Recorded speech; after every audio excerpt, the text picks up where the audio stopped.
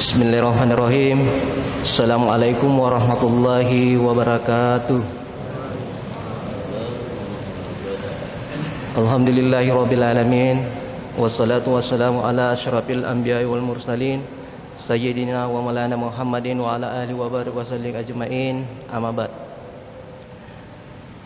Pertama-tama dan yang paling utama, sebagai bentuk penegasan eksistensi kemanusiaan kita, sebagai bentuk penegasan akan eksistensi kebertuhanan kita, dan sebagai bentuk peneguhan eksistensi bahwa kita ini adalah makhluk yang kemudian bertuhan dan memiliki kepercayaan di dalam diri kita, maka tiada kata yang pantas kemudian kita ungkapkan dan kita ucapkan selain daripada ungkapan rasa syukur kita kepada Allah Subhanahu wa taala atas segala nikmat dan karunia yang diberikan kepada kita, baik itu nikmat iman, nikmat kesempatan, nikmat kesehatan, terlebih lagi nikmat Islam, yang tentunya dengan semua nikmat-nikmat yang kemudian Allah berikan kepada kita, sehingga kita bisa bersama-sama melangkahkan kaki kita untuk datang ke tempat ini guna melaksanakan kewajiban kita, melaksanakan tanggung jawab kita sebagai seorang muslim, yaitu adalah melaksanakan sholat zuhur secara berjamaah. Sholawat dan salam tak lupa kita kirimkan kepada baginda Rasulullah Muhammad sallallahu alaihi wasallam, Nabi yang senantiasa menjadi role model kita, teladan kita, contoh kita, karena sesungguhnya apa yang ada pada diri Rasulullah itu senantiasa mengandung kebaikan. Laqad kana fi Rasulillahi uswatun hasanah, dan sesungguhnya pada diri Rasulullah sallallahu alaihi wasallam terdapat suri teladan contoh yang baik, yang mudah-mudahan kita sebagai umat baginda Rasulullah sallallahu alaihi wasallam mampu menginternalisasi, membumikan dan mengkristalisasi nilai-nilai itu di dalam diri kita, sehingga kita mampu mengarungi bahtera kehidupan ini sesuai dengan apa yang kemudian diajarkan oleh baginda Rasulullah sallallahu alaihi wasallam, dan kita mampu selamat dunia dan akhirat. Amin. Hadirin sidang jamaah zuhur yang insyaallah sama-sama dimuliakan oleh Allah Subhanahu wa taala. Tidak terasa Ramadan ini itu sudah mencapai pertengahan, ya. Puasa kita ini sudah sampai pada pertengahan, dan tidak lama lagi mungkin ya Ramadan akan meninggalkan kita. Jadi dua kemungkinan, kita yang meninggalkan Ramadan atau Ramadan yang akan meninggalkan kita. Nah, tentu di dalam momentum Ramadan ini, ya, dalam rentang waktu dari hari pertama sampai hari sekarang ini, pertengahan, kita sudah mampu menimbang-nimbang diri kita. Sesungguhnya apakah puasa yang kemudian kita kerjakan, yang kita lakukan ini sudah memberikan implikasi secara positif di dalam diri kita? Atau dalam hal ini adalah apakah puasa yang kemudian kita kerjakan dan kita lakukan itu sudah mampu mengkonstruksi kesadaran kita bahwa puasa ini adalah bentuk penyadaran yang sudah kita lakukan di atas apa dosa-dosa ataupun misalkan nafsu kemudian yang kemudian itu selalu membelenggu diri kita. Nah, sehingga dalam mengarungi Ramadan ini selama 1 bulan, tentu kita menyikapinya dengan berbeda pandangan. Bahkan dalam buku yang kemudian ditulis oleh Buya Hamka, di dalam bukunya yang berjudul Tasawuf Modern itu, Buya Hamka kemudian menceritakan bahwa sesungguhnya dalam menjalani Ramadan itu, manusia itu, khususnya umat muslim itu akan terbagi menjadi 3 golongan. Buya Hamka menceritakan bahwa suatu ketika seorang raja bernama Raja Iskandar Zulkarnain itu akan berangkat untuk menaklukkan suatu daerah. Tetapi sebelum berangkat, sang raja berpesan kepada prajuritnya bahwa nanti pada saat kita dalam perjalanan itu kita akan melewati sebuah sungai, sehingga ketika melewati sungai itu, ambillah apa yang kalian injak. Jadi bebatuan yang kita injak itu ambil, kemudian masukkan ke dalam kantong-kantong atau tas yang kalian bawa. Maka mendengar perintah sang raja. Dalam proses perjalanan itu, ketika mereka sedang berjalan dan malam telah tiba, kemudian mereka sampai pada sungai yang kemudian dimaksudkan oleh sang raja. Prajurit ini itu melaksanakan apa yang menjadi titah raja atau perintah raja. Jadi golongan pertama, ya golongan yang kemudian mendengar tapi tidak melaksanakan. Ya, artinya apa? Artinya bahwa dia hanya mendengarkan perintah raja, tapi implementasinya itu tidak dilaksanakan. Jadi begitu melewati sungai, mereka berlalu begitu saja tanpa melaksanakan apa yang menjadi perintah raja tadi. Lalu golongan prajurit yang kedua itu mengambil batu atau apa yang diinjak itu sesuai dengan ala kadarnya saja. Ya, artinya apa? Ya, sekedar menggugurkan apa yang menjadi perintah raja, ya takut nanti dimarahi oleh sang raja, maka ya mengambil ala kadarnya saja. Itu golongan yang kedua. Lalu golongan yang ketiga adalah golongan prajurit yang memang samina wa ata'na terhadap apa yang kemudian menjadi perintah sang raja. Jadi begitu melewati sungai, mereka mengambil bebatuan yang dimaksud itu sampai tas yang kemudian menjadi tentengannya itu penuh, bahkan dia kewalahan untuk membawanya. Nah, maka ketika menjelang pagi, sang raja mendatangi prajuritnya lalu berkata, coba buka kantong yang kemudian kalian bawa, dan apa yang kalian ambil tadi malam itu silahkan dilihat. Ternyata begitu dibuka, kantong yang dibawa ini adalah berisi berlian, batu-batuan berlian. Maka ketika melihat ini, maka muncul berbeda pandangan di dalam prajurit ini. Ya. Artinya bahwa ada yang menyesal, yang ada yang setengah menyesal, ada yang bahagia. Ya, mungkin kalau kita bawa konteks cerita ini dalam kehidupan atau proses Ramadan yang kemudian kita laksanakan sekarang ini, maka golongan yang pertama ini adalah orang yang kemudian melaksanakan Ramadan tapi tidak mendapatkan apa-apa di dalam proses puasa atau Ramadan yang kemudian dilaksanakan. Artinya apa? Mereka berpuasa, tetapi puasa yang kemudian dikerjakan itu hanya sekedar mendapatkan rasa lapar dan dahaga semata.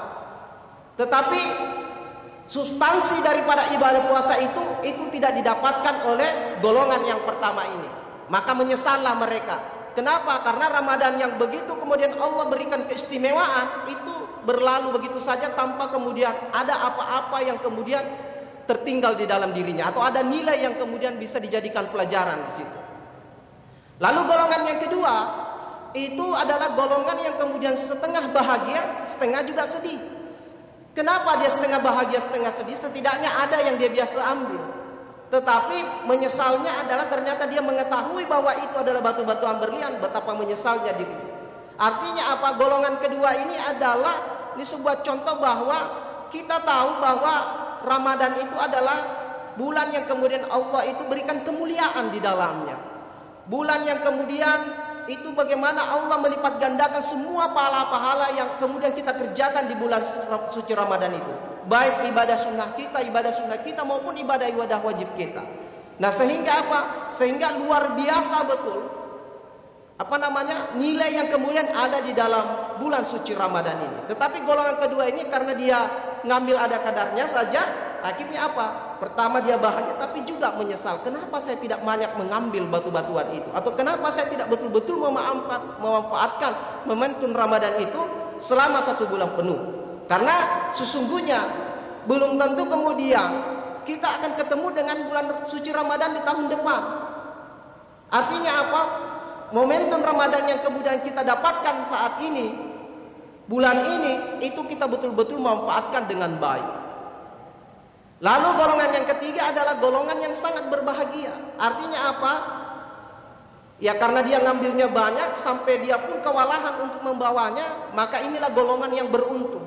Kenapa golongan beruntung? Karena dia ngambil banyak, artinya apa? Bahwa momentum Ramadan yang kemudian dikerjakan atau dilakukan di bulan ibadah-ibadah yang kemudian dikerjakan di bulan suci Ramadan itu adalah memberikan nilai kebaikan dalam dirinya, memberikan sebuah implikasi yang positif, memberikan sebuah kesadaran dan dia tahu betul, paham betul bahwa Ramadan ini adalah momentum yang kemudian tidak bisa dilewatkan begitu saja. Sehingga apa? Betul-betul dia secara totalitas memanfaatkan Ramadan itu untuk memperbanyak ibadahnya dan memberikan nilai yang baik di dalam dirinya. Maka tentu ketiga gambaran golongan ini setidaknya memberikan implikasi kepada kita, pemahaman kepada kita, betapa Ramadan ini kita betul-betul harus memanfaatkan dengan baik. Sehingga apa? Sehingga dengan Ramadan ini kita bisa menjadi orang yang lebih baik, dan orang yang kemudian apa yang dijanjikan di dalam Al-Quran, di dalam surah Al-Baqarah ayat 183, ya ayyuhallazina amanu kutiba alaikumussyam kama kutiba alal ladzina min qablikum la'allakum tattaqun. Bahwa puasa itu menjadi kewajiban bagi setiap orang muslim atau orang-orang yang beriman, sebagaimana diwajibkan atas orang-orang terdahulu sebelum kamu, agar apa? Agar umat Islam itu, orang yang beriman itu mencapai pada apa yang kemudian disebut dengan derajat la'allakum tattaqun, atau derajat takwa di sisi Allah Subhanahu wa taala.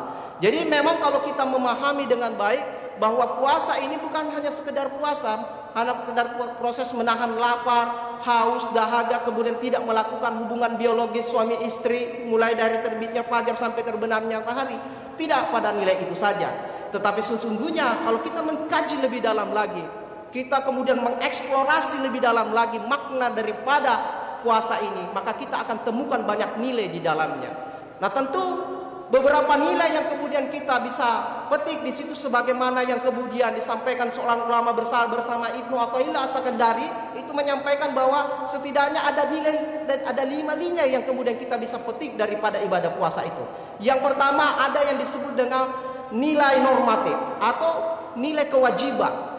Artinya apa? Di dalam Al-Quran tadi, di dalam surah Al-Baqarah itu sudah jelas, ya ayyuhallazina amanu kutiba alaikumussyam. Jadi hai orang-orang yang beriman, diwajibkan, menjadi sebuah kewajiban untuk kamu berpuasa. Artinya apa? Ketika sesuatu yang kemudian dikerjakan itu dan hukumnya wajib, berarti Allah sudah memberikan, menyimpan satu rahasia besar, yaitu adalah ada ganjaran pahala yang luar biasa bagi orang-orang yang kemudian mengerjakannya.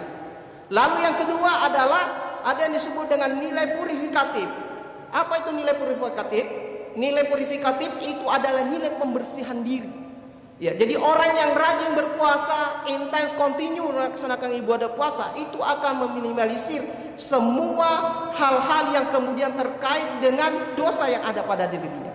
Ya, baik yang kemudian dosa dilakukan oleh panca inderanya, maupun juga dosa yang kemudian dilakukan oleh pikiran, hati, kalbu, dan nafsu amar, nafsunya itu sendiri. Nah, ini yang kemudian dibersihkan. Jadi orang yang berpuasa itu adalah bagian daripada untuk membersihkan semua dosa-dosa yang ada pada diri kita.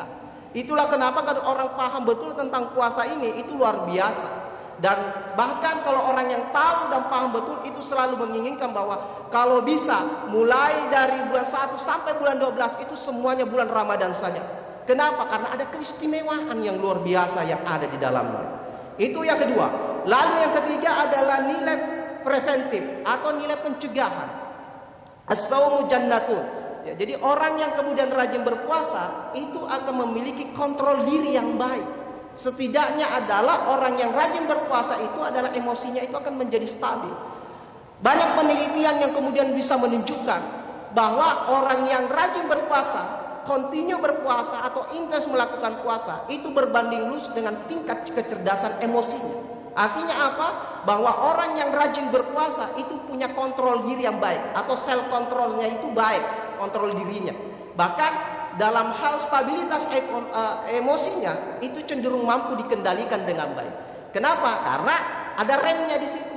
Itulah kenapa ketika kita marah, kita tiba-tiba muncul di dalam diri kita, oh saya lagi berpuasa, saya tidak boleh marah. Ya, makanya kalau ada orang berpuasa kemudian masih marah-marah, itu masih perlu dipertanyakan puasanya itu. Jangan sampai puasanya hanya sekedar syariatnya saja, tapi hakikat daripada puasa itu tidak didapatkan di situ. Karena esensinya bahwa orang berpuasa itu pasti punya kontrol emosi yang baik. Ya, jadi nanti kalau ada pimpinan yang marah, ini suruh, nah, tanya Pak puasa atau tidak, nah gitu ya. Nah, seperti itu.